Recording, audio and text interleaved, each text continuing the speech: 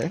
2014 से ही हमने कैंप लगाना शुरू किया था। 19 के बाद कम से कम 250 कैंप लगे और सुरक्षा वैक्यूम को खत्म किया है। सरकार बनने के बाद 3 महीने के समय में 80 से ज्यादा नक्सली ढेर हुए हैं।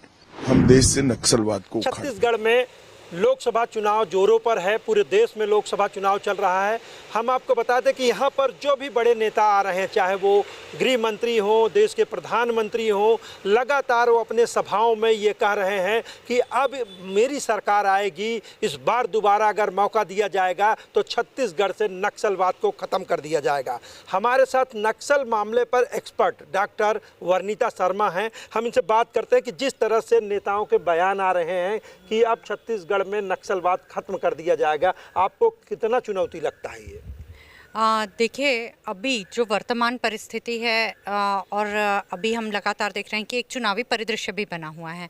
इसके पहले भी थोड़ा और आगे जा कर के हम देखते हैं तो ये जो दौर चल रहा है अभी माओवादी संघर्षग्रस्त क्षेत्रों में, ये पूर्ण रूप से ट्रांजिशन पीरियड का है। ट्रांजिशन पीरियड जिसको हम कहते हैं एक परिवर्तन काल चल रहा है। क्यों अचानक से ये परिवर्तन काल चल रहा है, या हम इसी पीरियड को क्यों परिवर्तन काल का नाम दे रहे हैं?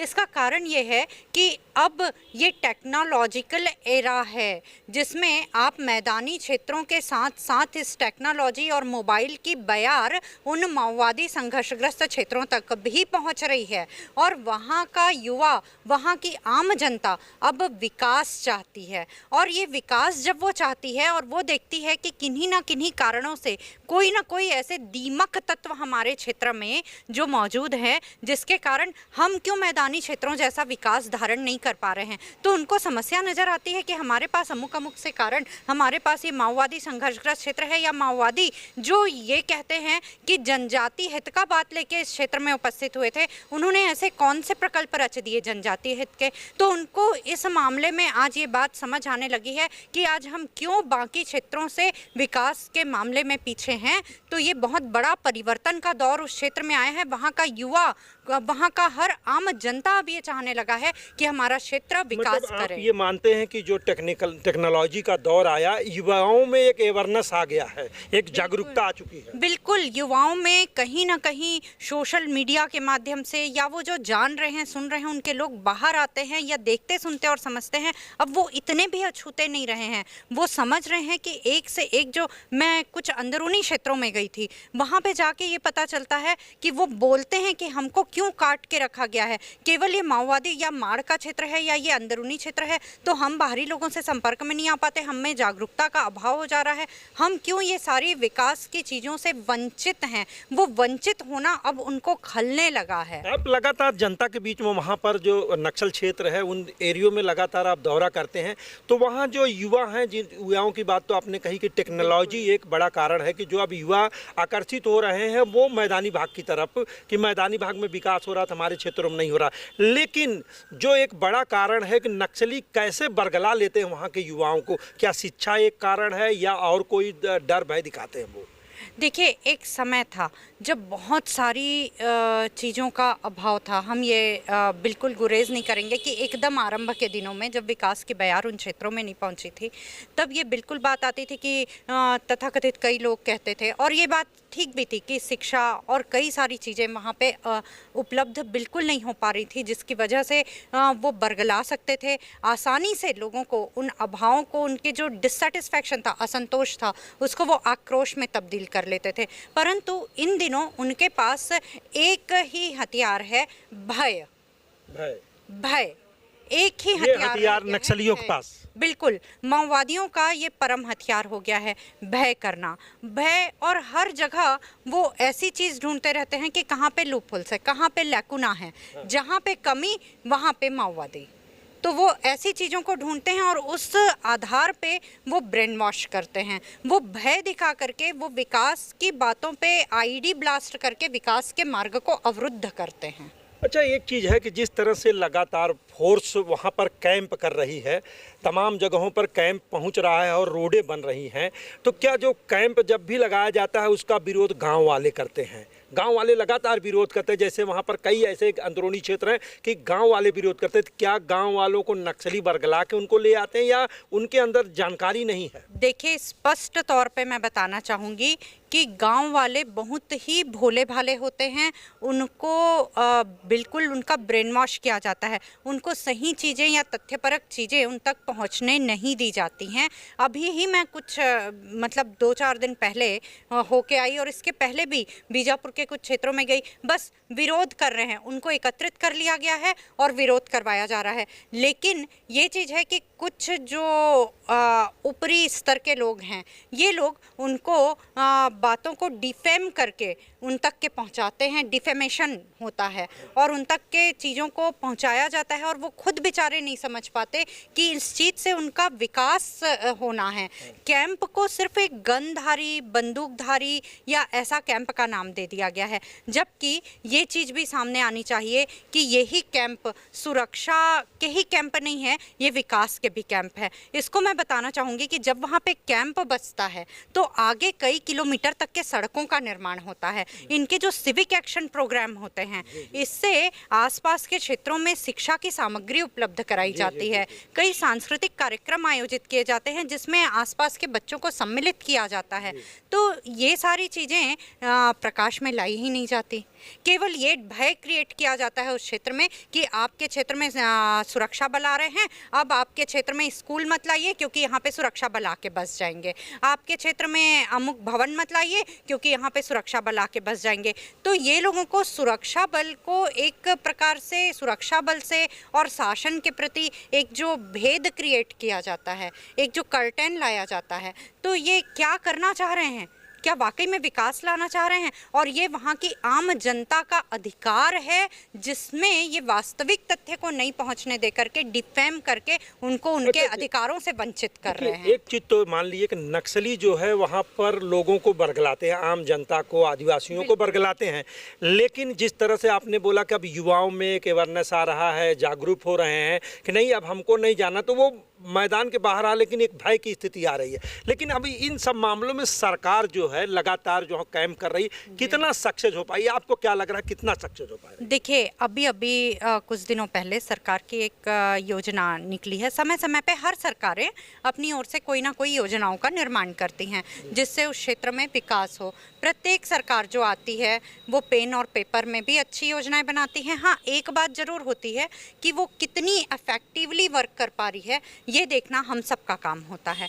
तो सबसे बड़ी बात होती है, अभी मैंने कहा था ये ट्रांजिशन पीरियड चल रहा है, परिवर्तन का पीरियड चल रहा है। अब इस परिवर्तन के पीरियड में माओवादियों द्वारा उत्पन्न किया गया भय एक बड़ी बाधा बनता है। लेकिन इस समय में यदि कॉन्फिडेंस बिल्डिंग मेजर्स, यानी कि हम वहाँ के लोगों में ऐसे प्रेरणात्मक चीज़ें वहाँ पे यदि हम उपलब्ध करा पाते हैं, यदि वहाँ के युवाओं को एक प्रेरणा ऐसी दे पाते हैं जिससे वहाँ का भय हम समाप्त कर पाने में सक्षम हो, वहाँ पे सड़कें पहुँचाएं, वहाँ पे बिजली पहुँचाएं, वहाँ पे राशन की उपलब्धता पर्याप्त दूरी में करवा दें, तो निश्चय ही, और सबसे बड़ी बात मैं कहती हूँ कि यदि उनके बीच अवेयरनेस प्रॉपर टाइम में, चाहे वो सोशल मीडिया इन सब के माध्यम से सही समय पे, शिक्षा से ही जागरूकता आती है, देखिए, तो उन स्थानों पे यदि ये चीज़ें सही समय पे सरकार उपलब्ध कराने में यदि सक्षम हो जाती है तो वाकई में वो दिन दूर नहीं कि हम माओवादी समस्या से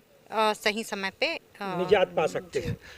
लेकिन अभी लगातार दावे, सरकार के दावे किए जा रहे हैं, एक चुनावी मुद्दा बन चुका है कि इसको जो है हम 2 साल में 3 साल में ख़त्म कर लेंगे। लेकिन जो अंदरूनी एरिया, जो बॉर्डर के एरिया है, अगर नक्सलवाद की बात करें तो हमारे पड़ोसी राज्य में ये झारखंड भी आता है, तेलंगाना भी आता है, महाराष्ट्र भी आता है। इन जगहों पर प्रभाव कम दिखता है, लेकिन इसका सबसे ज़्यादा प्रभाव आपको छत्तीसगढ़ में ही क्यों दिखता है? देखिए, आप बाकी राज्यों की बात करें तो उन राज्यों में उनको ऑपरेशंस करने के लिए या शेल्टर लेने के लिए उतनी बड़ी उर्वरता नहीं दिखाई देती है, पर इन क्षेत्रों में वो अंदर की ओर से आते हैं और जो एक सीमाएं होती हैं वो यहाँ ऑपरेशनल एरिया क्रिएट करने के लिए उनके लिए उर्वर जमीन उपलब्ध कराती है। मतलब छत्तीसगढ़ का जो आउटर एरिया है, बीजापुर, वो उनके लिए फर्टाइल लैंड लगता है, उनको मतलब सेफ जोन लगता है, शेल्टर का जोन लगता है उनको, तो वो वहाँ पे आके बसते हैं और उसके बाद यहाँ वहाँ पे जब तक के ये बाहरी लोग वहाँ पे डिफेमेशन करते रहेंगे, यानी सरकार की वास्तविक योजनाओं को पहुँचने में बाधा देते रहेंगे, तब तक के वहाँ के युवाओं तक के उनका विकास नहीं पहुँच पाएगा। और आज जब वहाँ का युवा विकास चाह रहा है, परिवर्तन के काल से गुजर रहा है, तो परिवर्तन, ट्रांजिशन के बाद ट्रांसफॉर्मेशन होना बहुत ज़रूरी है, रूपांतरण होना बहुत ज़रूरी है। और मैं फिर से कहूँगी, ये विकास उनका अधिकार है और ये बार बार पुलों पे, सड़कों पे आईडी ब्लास्ट करके वहाँ तक के विकास पहुँचने के मार्ग में बाधा उत्पन्न कर रहे हैं। हमको लोकतांत्रिक तरीके से अपनी चीज़ों की आपूर्ति करना है, बंदूक की नली की धार पे या खून या रक्तपात करके अपनी मांगों को नहीं मनवाना है। लेकिन नहीं मानना, लेकिन सरकार के लिए भी एक बड़ी मजबूरी है कि जब सरकार वहाँ विकास की बात करती, रोड बनाती, तो वो उनके तरफ से अटैक हो जाता है, हमारे कई फोर्सेस जवान मारे जाते हैं। तो अब सरकार के लिए तो मजबूरी हो गई ना कि आमने सामने की लड़ाई। बिल्कुल। देखिए, घर में एक बालक की भी बात होती है, माँ उसको समझाती है, कई बार दोहराती है और समझाती है, परंतु फिर भी जब बाल हट से वो नहीं मानता है तो माँ को भी कड़क स्टेप उठाना पड़ता है। और यही भांति आज सरकार भी ये कदम उठा रही है और बिल्कुल सही है कि चाहे स्ट्रैटेजिक तरीके से हो, चाहे वो हथियारों के तरीके से हो, हमको नक्सलवाद की समस्या को समूल नष्ट करने की ओर आगे बढ़ना है। एक चीज़ और, ज़्यादातर जितने भी नक्सली सरेंडर की बात आती है, महिलाओं की बहुत ज़्यादा संख्या है। नक्सलियों में महिलाओं की संख्या बहुत ज़्यादा, वो युवा महिलाएं जो भी हैं। तो इसका क्या कारण है कि महिलाएं कैसे बरगलाए जाती हैं और महिलाओं को हथियार उठाने मजबूर किया जाता है वहाँ? देखिए, इसका सबसे बड़ा कारण ये होता है कि हम मैदानी क्षेत्रों की वो महिलाओं से वहाँ की महिलाओं की तुलना करते हैं। सबसे पहले तो ये वाली चीज़ को हमको डिक्लाइन करना होगा, क्योंकि वहाँ की महिलाएं बहुत बहादुर होती हैं, डिसीज़न मेकिंग अथॉरिटी होती हैं अपनी फैमिली की। एक महिला अपने पूरे घर को के विचारों को प्रभावित कर सकती है। तो जब वो वहाँ पे ड्रॉप आउट होती है या उसके पास उपलब्ध विचारधारा से प्रेरित होती है, ये हाँ, यानी कि उसके पास जब वो खाली होती है या उसके पास कोई काम नहीं होता है, तो उन परिस्थितियों में ड्रॉप आउट्स बच्चे जो 10वीं 11वीं के बाद आगे पढ़ नहीं पाते हैं और उनके पास एंगेज होने के लिए कुछ काम नहीं होता है, तो ऐसे में नक्सली भय क्रिएट करके परिवार की उस महिला सदस्य की जो बहादुरी है, जो उस महिला सदस्य का ब्रेवरी है, उसका उपयोग वो अपने संगठन में उसको भर्ती करके लेते हैं। यही कारण है कि महिलाओं की संख्या उसमें ज़्यादा। बिल्कुल बिल्कुल।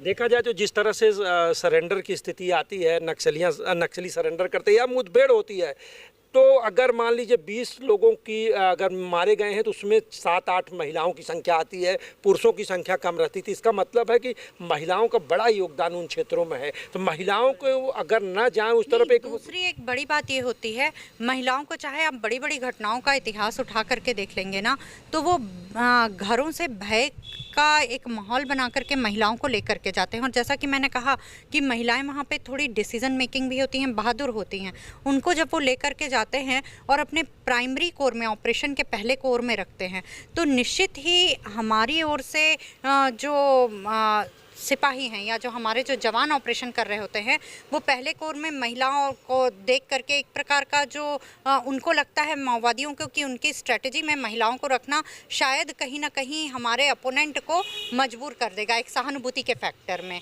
ऐसा सोच करके वो कई जगह से एक तो अपने संगठन को मजबूत बनाने, दूसरा दुश्मन को मनोवैज्ञानिक रूप से दबाव बनाने के लिए इस प्रकार से वो महिलाओं की मतलब महिलाओं को इसलिए वो लोग आगे लाते हैं कि हो सकता है फोर्स उनके अटैक पर नॉर्मल हो जाए कि महिलाओं पर हमारे, और इसी चीज का वो फायदा उठा करके अपनी सेकंड कोर की फायरिंग को ज्यादा स्ट्रॉन्ग कर देते हैं। पहले महिलाओं को लाते, जैसे देखा जाए तो एक झीरम घाटी कांड हुआ था, उस कांड में भी सबसे ज़्यादा संख्या महिलाओं की थी। महिला, युवा महिला जो थी वो उनकी संख्या ज़्यादा थी, यानी जो उनकी स्ट्रेटजी होती है नक्सलियों की, ज़्यादातर महिलाओं को प्रभावित करते हैं। तो ऐसे में अब सरकार की क्या योजना वहाँ जानी चाहिए, कैसे उनको सरकार ऐसा करे कि वो नक्सली विचारधारा से न प्रेरित हों? वो देखिए केंद्र और राज्य की सरकारें अभी जिस तरीके से हम सब शुरू से ही देखते थे, हम सभी आपके चैनलों के माध्यम से आह्वान करते थे, निवेदन रखते थे कि सभी सरकारें आपस में, चाहे वो केंद्र और राज्य की सरकारें हों, आपस में मिलजुल करके काम करें। इवन जो अन्य जो सीमाओं से लगे हुए राज्य हैं उनके भी सरकारें और फोर्सेस आपस में मिल करके एक साथ एकजुट होकर के इस पे काम करें, तो वो दिन दूर नहीं जब इस समस्या से हम निजात पा पाएंगे।